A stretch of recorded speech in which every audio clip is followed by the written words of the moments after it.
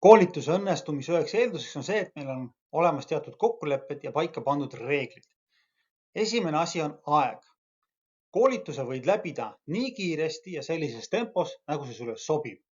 Ainsaks piiranguks on asjaolu, et sa pääsed koolitusele ligi maksimaalselt 6 kuud. Selle jooksul võid sa koolituse sisse logida nii palju, kui ise tahad. Teine oluline asi on see, et koolitusel on väga palju küsimusi.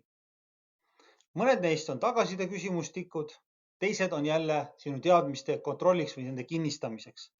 Palun kõik need küsimused vastata, paljud on kohustuslikud, mõned on vabatahtlikud. Kohustuslikud küsimuste vastamised on eelduseks, et sa saad koolituse lõppedes ka tunnistuse.